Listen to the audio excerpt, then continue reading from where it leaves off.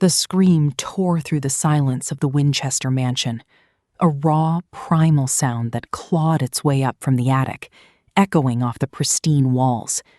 It wasn't a scream of pain, but of sheer, unadulterated disbelief. And right now, the only other person in this sprawling, immaculate house was me, Millie. I sat on a burnt caramel leather sofa, the scent of expensive leather and stale fear clinging to the air, watching the detective's eyes bore into me. They've discovered something up there, something so shocking that another officer just yelled down the stairs, his voice raw with disbelief. "You gotta see what's up here. Now. You won't believe it." The words hung in the air, thick with unspoken horror, and I could feel the invisible threads of their suspicion tightening around me. My hands, still smelling faintly of bleach and pine, felt clammy. My heart hammered against my ribs, a frantic drumbeat against the silence.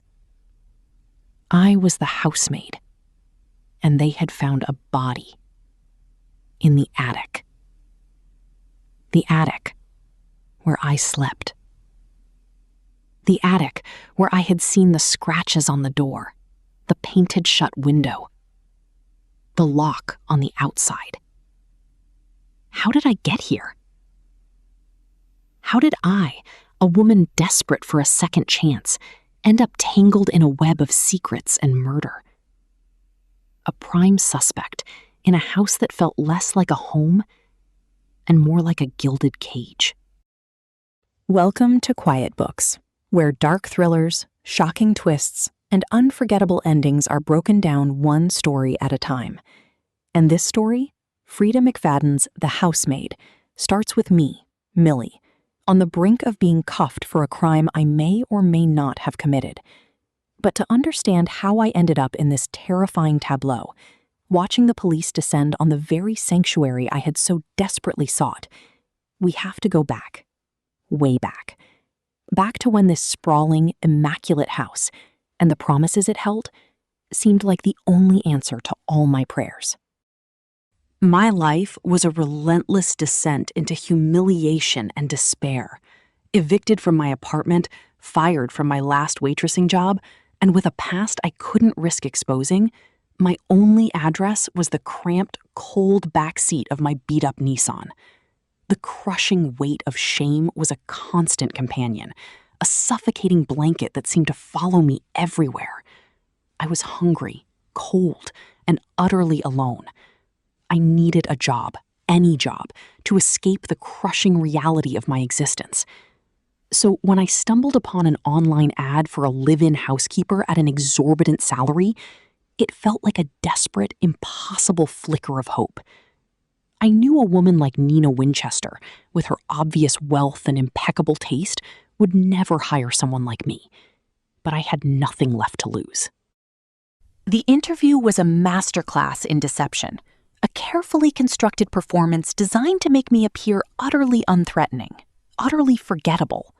I wore thrift store clothes, donned fake glasses, and presented a doctored resume, meticulously crafted to erase the last 10 years of my life. I lied about my past, my neighborhood, even my supposed love for pets. Nina, however, seemed to see through none of it. She was wealth personified. Designer clothes, a chic, expensive bob, and a house so grand it felt less like a home and more like a museum of untouchable opulence. She leaned forward on her expensive sofa, oblivious to my carefully constructed facade, and declared she had a gut feeling about me. A gut feeling. That was enough. Shockingly, it was enough for her to overlook any background checks, any deeper scrutiny into my fabricated past. This was my first, most glaring red flag about Nina, and a monumental gamble on my part. Why would someone so meticulous, so wealthy, so seemingly in control, skip such a fundamental step? It was the first, almost imperceptible crack in the perfect veneer of the Winchester household, a warning sign that I, in my desperation, chose to ignore. But for the savvy viewer, this immediately raises questions. Is Nina truly this trusting, or is there another motive at play? What kind of person doesn't check references for someone who will live in their home, around their child? As Nina gave me the grand tour, the house showcased an obscene, almost intimidating luxury. A gigantic living room, a newly renovated kitchen worthy of a Michelin star chef, a master suite that rivaled a 5-star hotel, a guest room that felt like a private spa, and even a full-blown home theater. Each room was a testament to wealth and exquisite taste, a stark contrast to my car-bound existence. But then we reached the last door, at the end of a dark, narrow hallway on the second floor. "Your room is upstairs," she said, her hand on a creaking doorknob, revealing a steep, unlit stairwell leading to what could only be an attic. My room was tiny, with a slanted ceiling that seemed to press down on me, barely enough space for a cot and a small dresser. It had its own small bathroom, which felt like a profound luxury compared to my recent life. But something about it felt deeply, fundamentally wrong. The window was barely larger than my hand, overlooking only the secluded backyard, making me feel isolated, cut off from the world outside. If I were in trouble and trying to get somebody's attention, nobody would be able to see me back here, I thought, a ball of dread forming in my stomach. Yet I swallowed my fear, the bitter taste of desperation overriding my instincts, and told Nina it was perfect. I needed this job. I needed this escape. As I left the house after the interview, a fleeting encounter planted another seed of unease. The landscaper, a huge, muscular man with dark, intense eyes, was working in the yard. He just stared at me, his gaze unsettlingly direct, then shook his head, almost imperceptibly, as if trying to warn me away. It was a chilling moment, a silent premonition that I couldn't shake. I dismissed it as my own paranoia, a lingering shadow from my past, but the image of his face, etched with concern, lingered, a silent question mark hanging over the pristine facade of the Winchester estate. What did he know? What silent horrors had he witnessed that made him try to dissuade a complete stranger? A week later, after another soul-crushing job rejection from a fast food joint, my beat-up flip phone rang. It was Nina. She was offering me the job. The relief was overwhelming, a wave of pure, unadulterated hope washing over me. But underneath it, a cold fear settled, a chilling premonition of the trap I might be walking into. She hadn't checked my background. She had no idea I had spent the last 10 years of my life in prison for a crime I was desperate to forget. This job was my second chance, my desperate escape. But it also felt like walking into a meticulously laid snare I couldn't yet see, a dangerous game I was ill-equipped to play. The next morning, I arrived at the Winchester estate, 2 duffel bags holding everything I owned. The electronic gate was closed, a symbol of the exclusivity and isolation of this world. I spotted the landscaper again, the man whose silent warning had haunted me. He was Enzo, and he spoke no English, only rapid, urgent Italian. But just as Nina opened the front door, he hissed one word at me, his eyes wide with urgency. Pericolo. Danger. The warning was stark, undeniable, and yet I stepped inside. What choice did I have? My past was a prison, and this house, despite the warnings, offered a glimmer of freedom. Inside, the perfect facade I'd seen during the interview crumbled, revealing a chaotic mess. The house was a disaster. Dirty dishes overflowing the sink, garbage spilling from bins, sticky spills marring the expensive countertops. Nina, it turned out, was a slob, her pristine appearance a stark contrast to the domestic chaos she inhabited. She then handed me a brand new iPhone, adding me to her family plan for reliable communication. A generous gesture, or a way to keep tabs on me? At the time, desperate for any kindness, I chose to believe the former. But the viewer, already armed with Enzo's warning and Nina's skipped background check, might see this as a subtle yet insidious form of control. Then, Andrew Winchester, Nina's husband, came downstairs. He was strikingly handsome, far more attractive than Nina, and exuded an easy, almost disarming charm. He seemed genuinely surprised by my presence, and when he offered his hand and asked me to call him Andrew, I noticed a subtle but dark shift in Nina's expression. Her lips twitched, her eyes narrowed. A flicker of suspicion, possessiveness, or something darker crossed her face. It was another red flag, one that spoke of hidden tensions in this seemingly perfect marriage, a hint of a deeper, unspoken power struggle beneath the surface. Nina's mood shifted again when she questioned me about my missing glasses, pressing me about whether I was wearing contacts. Her face tightened, a muscle twitching under her eye. It felt like a test, a probing for deception, even though she claimed she was just joking. It was a small moment, but it was enough to make me feel exposed, vulnerable, as if she could see right through my carefully constructed lies. Was she testing my honesty, or was there something more specific she was looking for? Why did this seemingly trivial detail bother her so much? Finally, I made it back to my attic room with my bags. As Nina turned to leave, I noticed it again, the one detail that had nagged at me during the interview, the unsettling peculiarity of my new living space. "Why is the lock to this bedroom on the outside rather than the inside?" I asked, my voice betraying a hint of unease. Nina shrugged it off, claiming it was an old closet they'd forgotten to change the lock on. But the explanation felt hollow, too convenient. If someone wanted to, they could easily lock me in. The implication was chilling. I could be trapped. And then I saw them.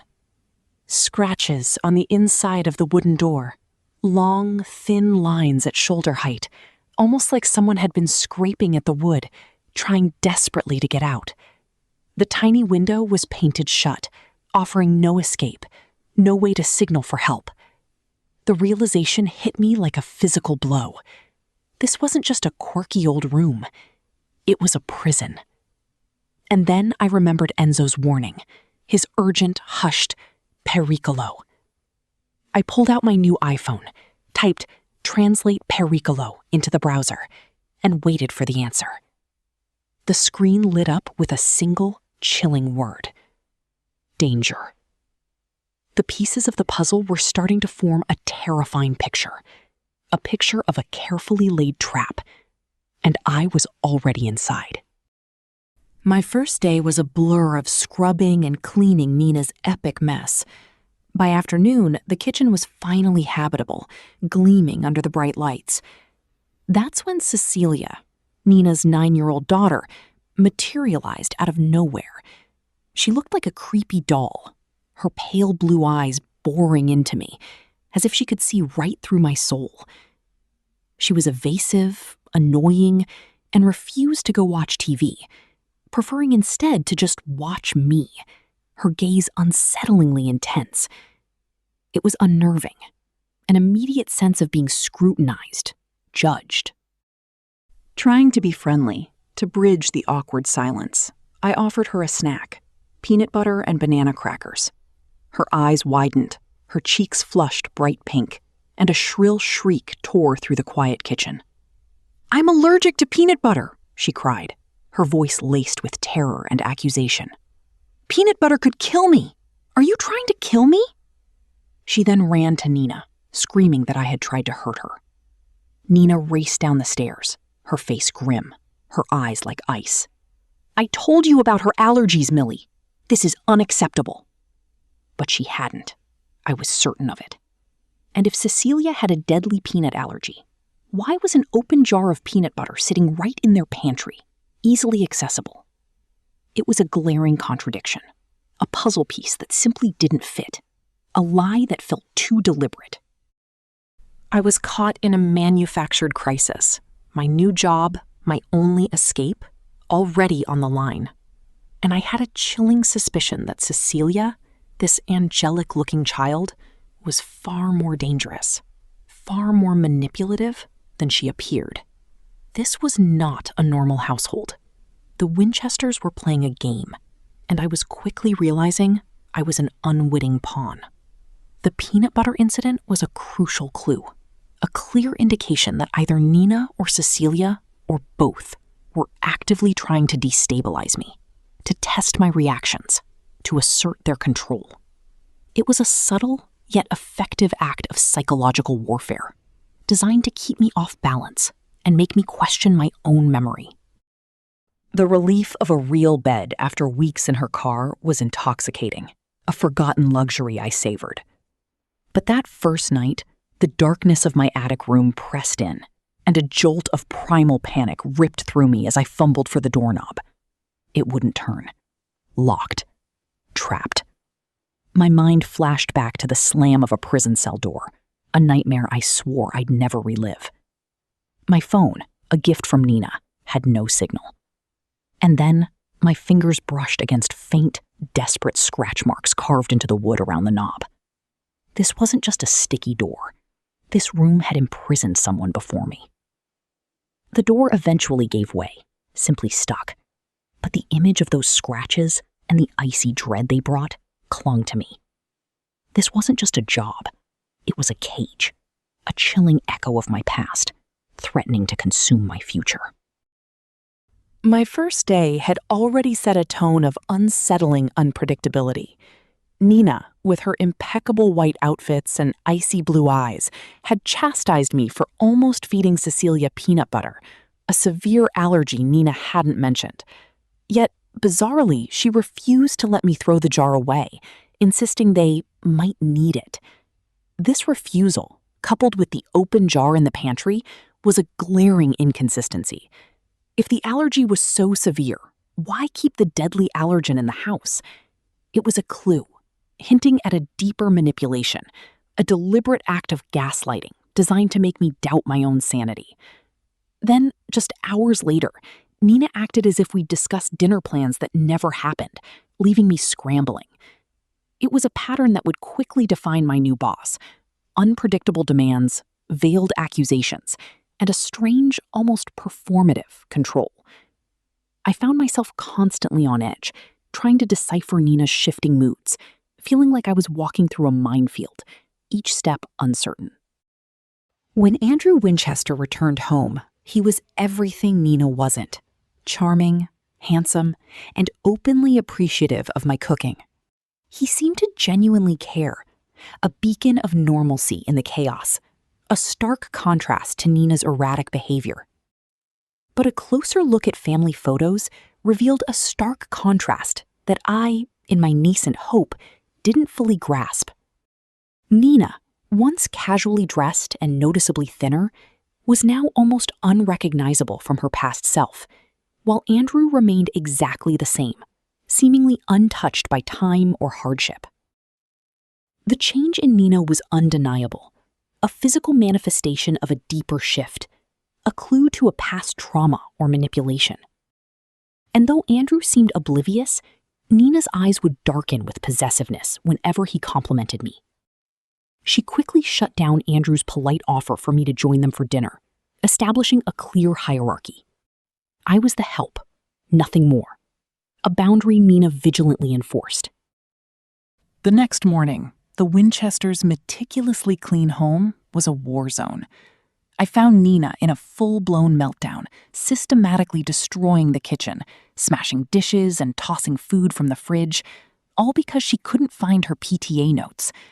It was an extreme, shocking display of instability, confirming my growing suspicion that Nina was profoundly unwell. Nina immediately blamed me, even as Andrew, appearing calm and collected, stepped in. He didn't question Nina's accusations, instead offering practiced comfort and a quiet suggestion that her notes might be on the computer. I realized with a jolt that Andrew knew exactly where the mop was. This wasn't a first. He'd cleaned up Nina's irrational messes countless times before, painting a chilling picture of their domestic life. Something was profoundly wrong with Nina, and Andrew was living with it, perhaps even enabling it, playing the role of the long-suffering, patient husband. This made him seem all the more appealing to me, a potential rescuer from Nina's madness. Later, while grocery shopping for the Winchesters, I was now buying expensive cuts of meat I couldn't dream of affording myself. The landscaper, Enzo, offered to help. He was a dark, tattooed man, and as he helped carry the heavy bags, his brow was furrowed with concern. I remembered his mumbled warning, pericolo, danger. He seemed desperate to tell me something, his eyes darting nervously. But a noise from upstairs sent him bolting, confirming his fear of someone inside the house, a fear that transcended the language barrier.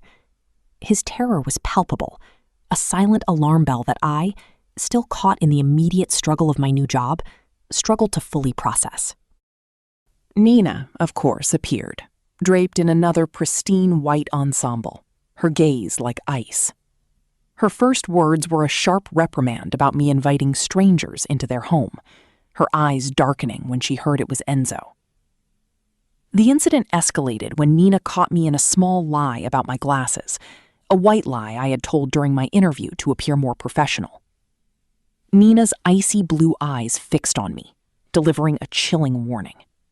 Please don't lie to me, ever again. It was a reminder of Nina's intense need for control, her paranoia extending to even the smallest deceptions. Every interaction was a test, a power play, a constant assertion of dominance designed to keep me off balance and subservient. One evening, with Nina out, I cooked dinner for Andrew and Cecilia. The house was blissfully quiet without Nina's oppressive presence.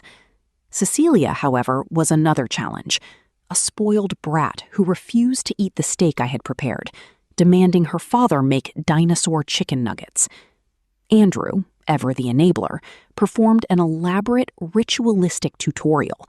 Only this brand, 5 nuggets, dinosaur-shaped, inspected for deformities, microwaved for exactly 90 seconds.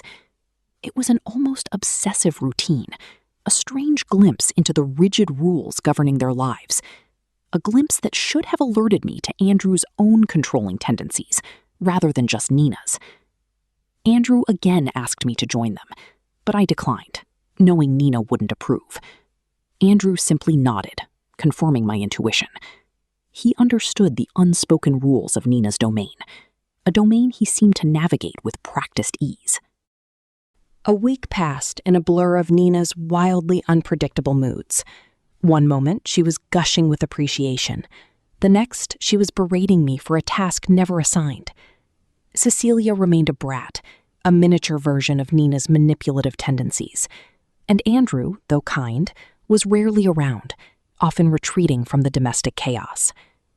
My only solace was the job itself, providing a roof over my head, a temporary reprieve from my past, a fragile hope I clung to with desperate tenacity.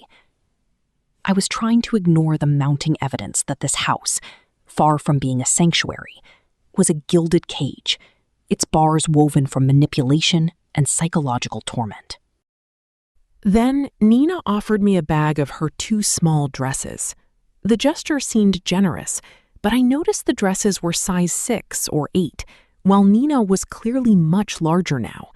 It was another unsettling detail, echoing the old photographs.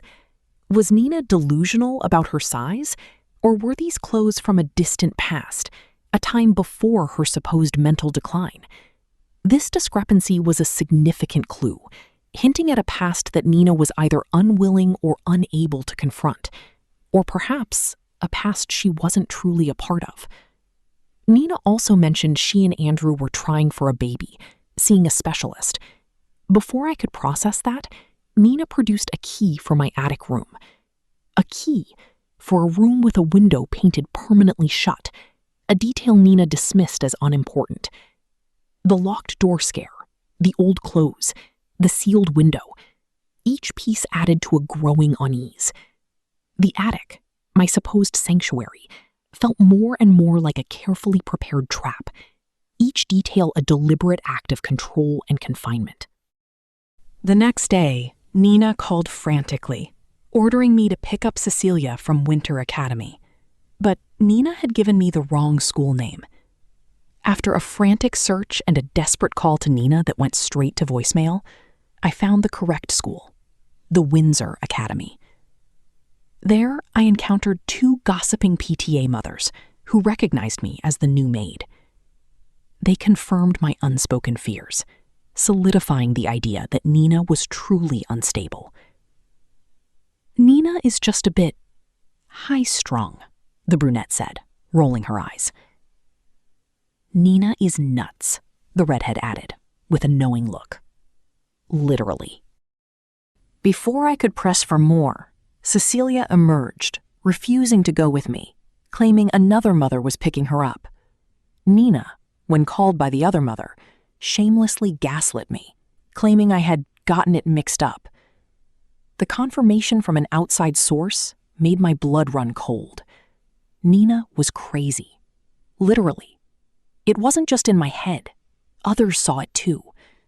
This external validation was crucial, reinforcing the narrative that Nina was genuinely mentally ill, a narrative that conveniently excused Andrew's behavior and positioned him as the long-suffering husband.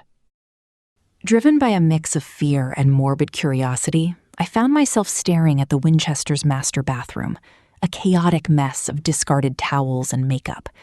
A few days prior, I'd found a used, bloody tampon on the floor, a disgusting detail that starkly contrasted with Nina's pristine appearance and her supposed efforts to get pregnant.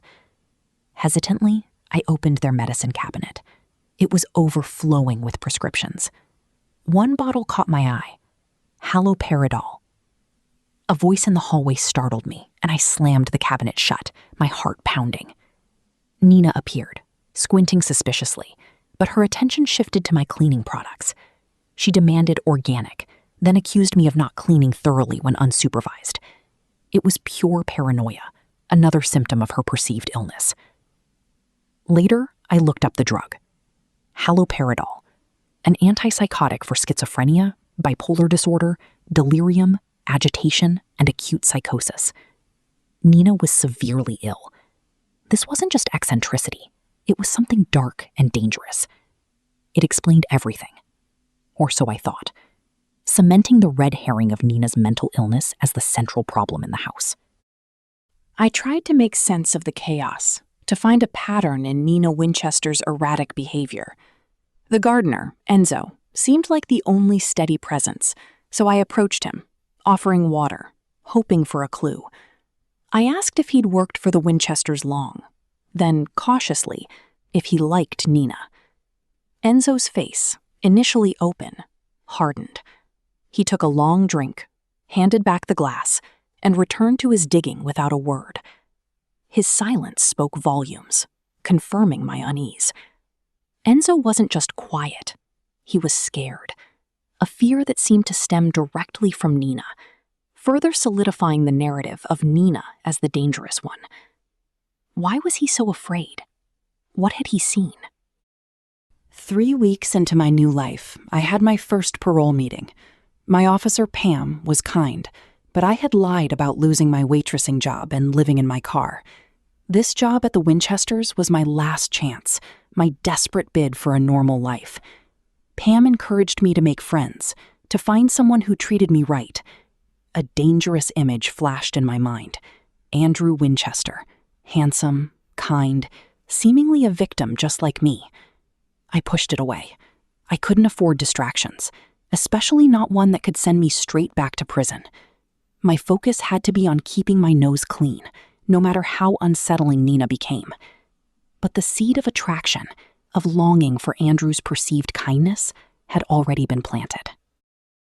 The insomnia returned, prison habits lingering.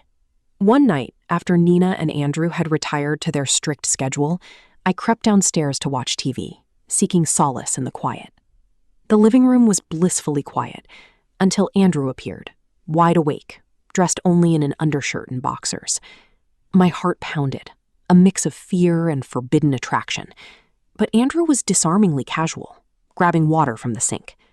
I, trying to make polite conversation, mentioned the filtered water. Andrew laughed, then asked for dinner leftovers. When I, still reeling from the peanut butter incident, brought up Cecilia's deadly peanut allergy as a reason not to eat peanut butter, Andrew just snorted.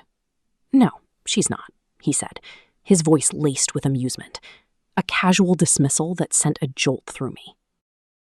The statement hung in the air, a shocking contradiction. Cecilia had told me she was. Nina had confirmed it with chilling anger. But Andrew denied it, pointing to the jar of peanut butter still in the pantry. One of them was lying, and the implications were deeply unsettling. Was Nina lying about Cecilia's allergy to manipulate me? Or was Andrew lying to protect Nina, maintaining the illusion of her mental illness? The carefully constructed narrative of the crazy wife began to fray at the edges, revealing a deeper layer of deceit. This was a critical moment, a huge clue that challenged everything I thought I knew about Nina and Andrew. As we shared a surprisingly normal conversation, Andrew's easy charm chipped away at my defenses. He was so different from Nina, so normal, so understanding. He seemed like a victim, trapped, just like me, and the thought that we might be allies, united against Nina's tyranny, was intoxicating. But the moment was shattered by Nina's voice, sharp and cold, from the foot of the stairs. She stood there in her white nightgown, glaring at us, her eyes burning with fury. Andrew tried to brush it off, but Nina's rage was palpable. She publicly shamed me, questioning why I wasn't in my own room, demanding I use Mrs. Winchester, not Nina. I felt my cheeks burn, the humiliation of physical weight. After Andrew retreated, defeated by Nina's icy stare, my simmering anger boiled over. I clutched the water glass Andrew had left, and without thinking, hurled it to the floor. It shattered, a violent release of my frustration. Nina might act like a queen, but I wouldn't be completely broken. Not yet. The next Saturday, Nina hosted a PTA meeting, demanding perfection. I, exhausted from cleaning Nina's endless messes, discovered the backyard patio furniture was covered in dust. Overwhelmed, I almost cried, the relentless demands pushing me to the brink. Andrew found me, saw my distress, and offered to help, a small act of kindness that felt monumental amidst Nina's cruelty. He drove off to pick up the hors d'oeuvres, and as he left with Cecilia, I complimented his parenting, remarking on Cecilia's resemblance to him. Andrew's reply was a quiet bombshell. Cecilia isn't my biological daughter. He'd met Nina when Cecilia was a baby, raising her as his own. This revelation deepened my sympathy for Andrew, painting him as a truly good man trapped in a difficult marriage, a man deserving of affection, perhaps even rescue. This information, while making Andrew seem more compassionate, also served to isolate Nina further, making her appear even more unstable and selfish in my eyes. The PTA meeting itself was a torture session. Nina, in front of her friends, continued her public humiliation of me, blaming me for cold hors d'oeuvres and correcting me on calling her Mrs. Winchester. As I stood there, stewing, the women gossiped, their hushed tones carrying damning revelations. They picked apart Nina's appearance, her weight gain, her lack of style. Then came the words that stopped me cold. Mental institution. These women, Nina's friends, casually revealed that Nina had been institutionalized, confirming my suspicion that Nina's erratic behavior was more than just eccentricity. It was a diagnosed, serious mental illness. They also spoke of an airtight prenup that would leave Nina with practically nothing if Andrew left her. The pieces started to click. Nina wasn't just difficult. She was deeply troubled and potentially financially vulnerable. Her erratic behavior, her possessiveness, it all seemed to stem from a desperate fear of losing Andrew, and with him, everything. This was the narrative that solidified in my mind, a narrative carefully constructed by Andrew and reinforced by Nina's friends. Days later, Andrew and Nina returned from a fertility appointment, their faces etched with devastation. Nina stormed upstairs, leaving Andrew to tell me the crushing news. Nina couldn't get pregnant. Andrew, heartbroken, confided his dreams of having his own children. I, seeing his raw pain, my heart aching for him, offered to help, agreeing to book tickets for a show Nina wanted to see. Andrew, grateful, apologized for Nina's behavior, attributing it to her temperamental nature. He claimed Nina liked me and appreciated my help, a statement I found hard to believe, but chose not to challenge. I needed this job. More importantly, I needed Andrew. I needed his kindness, his validation, his perceived vulnerability. I was falling deeper into the trap, mistaking Andrew's manipulation for genuine affection. That night, I woke to shouting from the master bedroom, followed by a terrifying crash. I crept downstairs, my heart pounding, the argument growing louder, more desperate. Nina's hysterical voice cut through the silence. "It's not fair. It is my fault. You'd be better off without me." Another crash, the sound of glass shattering. I stood frozen, torn between fear and the desperate need to know. The door suddenly yanked open. Nina stood there, her white nightgown streaked with crimson, blood on her hand. She claimed she'd cut herself, a flimsy excuse, but my eyes darted past her, searching for Andrew. My mind raced with terrible possibilities, each one more horrifying than the last. "Where's Andrew?" I demanded, my voice barely a whisper, a desperate plea for reassurance. Nina's face tightened, accusing me of spying, but I stood my ground. "No," I insisted. "I heard a crash. Is he okay?" Nina ordered me back to my room, threatening to fire me. I refused, a cold dread gripping me. But then, from inside the room, came the sound of running water. Andrew was alive. I sagged with relief, the tension draining from my body. Nina, her eyes like ice, but with a flicker of chilling amusement, confirmed it. My husband is alive and well. As I retreated, the chilling command from Nina echoed in my mind, "Stay in the attic at night." But the next morning, Nina was a different person entirely. The volatile rage was gone, replaced by a frazzled, almost vacant demeanor. The only lingering evidence of the night before was a crimson-dotted bandage wrapped around Nina's hand, a silent, unsettling testament to violence I couldn't explain, a violence I attributed solely to Nina's mental illness. Nina's behavior was increasingly erratic. She'd screech out of the driveway, return to stand aimlessly in the living room, and leave a trail of dirty dishes from her late-night binges, as if she were deliberately trying to create chaos for me to clean. I also noticed how Nina meticulously composed herself the moment Andrew appeared, a performance I was starting to recognize. It was a mask, carefully applied for her husband, a desperate attempt to maintain an illusion of normalcy for him, further cementing the idea that Nina was unstable, but trying to hide it from Andrew. Meanwhile, I found myself drawn to Andrew, a dangerous pull I couldn't ignore. He was kind, handsome, and seemed trapped, a victim of his wife's illness. I fantasized about his life, about being the woman in charge, about him. This growing obsession blurred the lines of my professional role, a risky indulgence for someone trying to rebuild a life from scratch.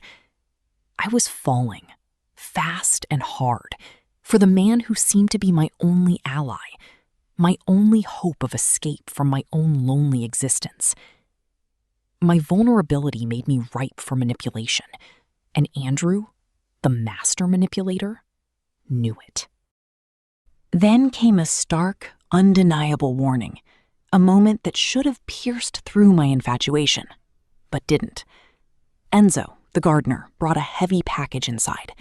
When I, emboldened by my attraction to Andrew, tried to flirt with him, he recoiled as if burned. He erupted in angry Italian, Then, his eyes wide with fear, looked towards the stairwell before turning back to me. You get out, Millie," he stammered, his broken English laced with genuine terror, a desperate plea for me to understand. "It's dangerous."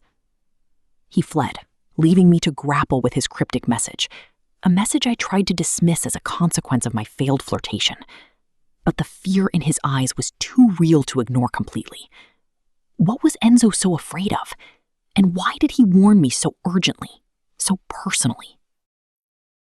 But the next clue was impossible to ignore. While waiting for Cecilia at tap class, I struck up a conversation with Amanda, another maid. Amanda, without prompting, confirmed the rumors about Nina's instability, going further than anyone had before. She revealed the horrific truth.